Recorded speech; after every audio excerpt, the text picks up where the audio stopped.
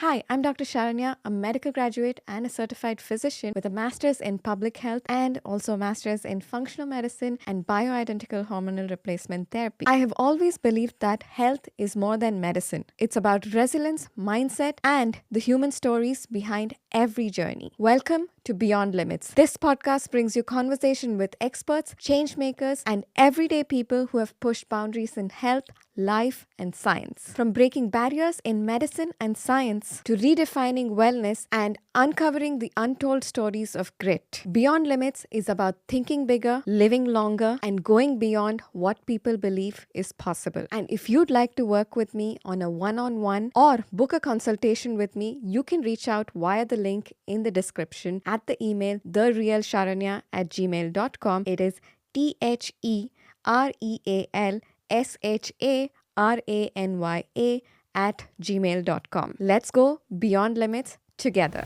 Is painful intercourse an actual thing or is it? Yeah, it's to me, it's an epidemic in India.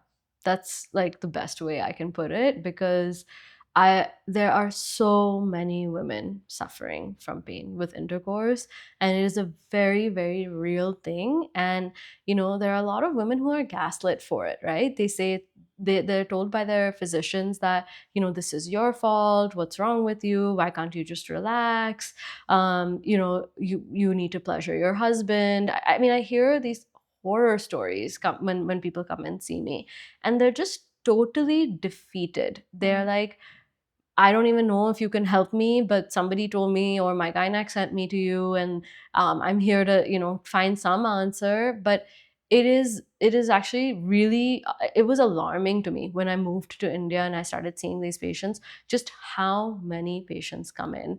And there are actually a lot of patients who come in to see me for a different issue. Like they might have urinary leaking, or they might have some challenges with their bowel movements. And I, of course, go through like the whole gamut of questions and history.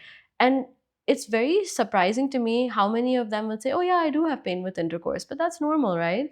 And so Yeah. they're not actually coming to see me for that issue.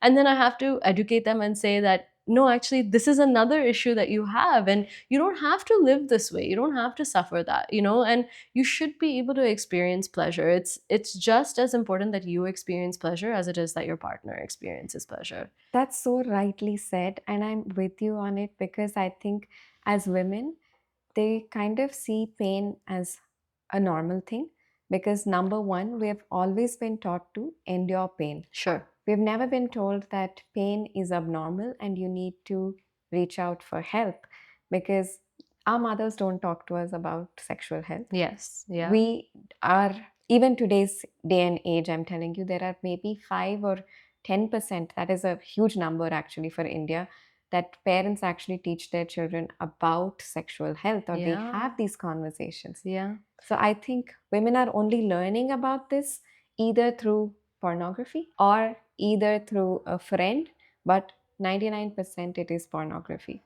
And so I don't know about the data on that. What I find when I start talking to the women who come into my clinic is that actually a lot of them have had a conversation when they're getting married. Usually it happens when they're getting Yeah. married, about the first night of marriage, right? And what that's going to look like. And it's usually like either the mother is telling them, or aunts, or female family members are discussing this with them, and the conversation is always, it's going to hurt, so just bear with it, right? That's the seed that gets planted in their minds. And of course, like you said, they talk to their friends, if they do talk to their friends, but even that is not as common as I would say it is in the US. Yeah. And when they talk to their friends, they say, yeah, it hurt, I just kind of had to deal with it, and eventually it went away, or no, it still hurts, and you just kind of have to like grin and bear it and deal with it. Yeah. So a lot of times that because that seed gets planted in their mind, when they go to have intercourse for the first time, they're expecting pain, right? And what do we do when we expect pain? If I tell you I'm going to punch you right now, your body is going to automatically tense up. Hands up. Everything's going to shut down because your nervous system is trying to protect itself, right? So automatically the gates, as I call them, the pelvic floor muscles, just close, right? Because the nervous system does not want to let that thing in that's going to hurt them, or they think is going to hurt them. And when they try to have penetrative intercourse, it hurts, Yeah. right?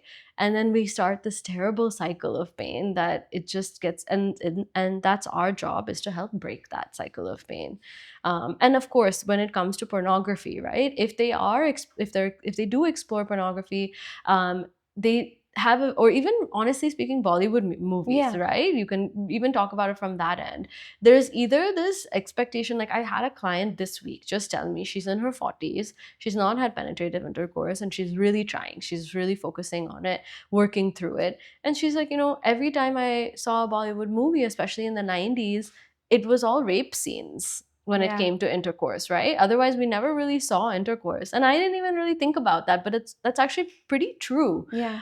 Or when I heard about intercourse, it's because I read in the news about some rape that had happened, right? So there's always this kind of violent like connotation to intercourse, and that again gets planted in our minds, right? And the culture that we're brought up with. So I think it's really important that what you're seeing on TV or through pornography. And of course, if when they're watching pornography, they have another expectation that, oh my gosh, I have to do it like this, or it has to be like Yeah. that.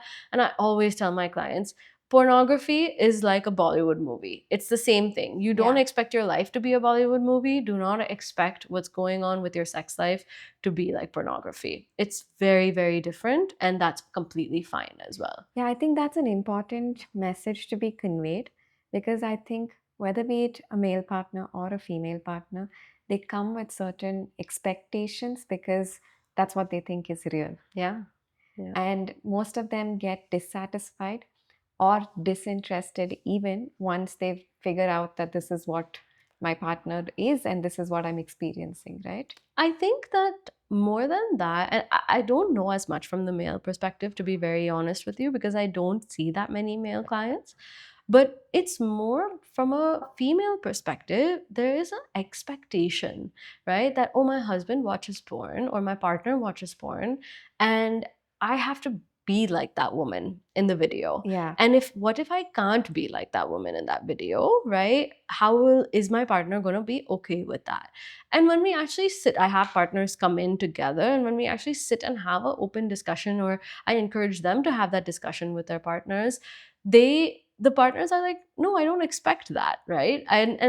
But the woman herself has put so much pressure on herself and so much expectation on herself that it becomes, again, very difficult when it comes to actually having intercourse and experiencing pleasure. If you have so much pressure on yourself, your nervous system is not going to allow you to enjoy anything. Yeah, that's like such a trivial thing, right? But I don't think nobody even talks about the psychological aspect of it and the physical aspect of it. Yeah.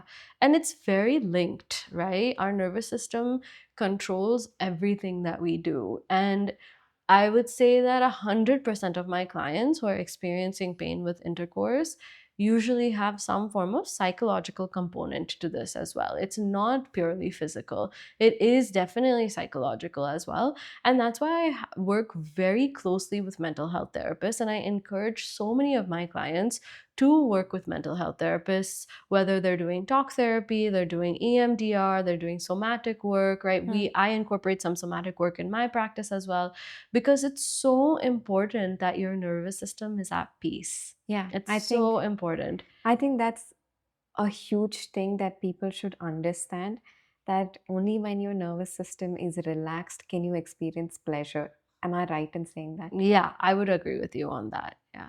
And I would say that there are times when you might be in that more upregulated state, right? Being upregulated is not a bad thing. And for some people, that pain is actually pleasurable, right? So there's no like right answer when it comes to pleasure. Right. It's what works for you and what you think is gonna, like what you're enjoying. Yeah. And I think that's the other thing, right?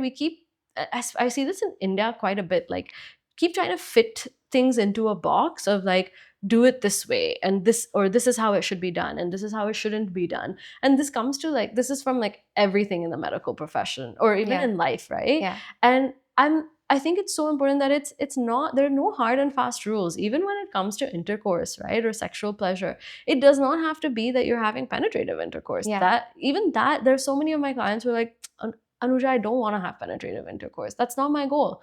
That's fine. Okay, then my goal is to just help you experience it in whatever ways possible, help you to relax your pelvic floor muscles and enjoy whatever you want to do, right? Whether that's with yourself, whether that's with your partner. So there's no like pattern, Yeah. right? Like there's no mold that we have Yeah. to fit into. I And think I think that's that's very important. important. Like you said, we need to get rid of these molds and patterns, and it's so, so important. And I think I'm so happy that you are actually talking about this to your patients and you're actually counseling them, because I think that's what we need today.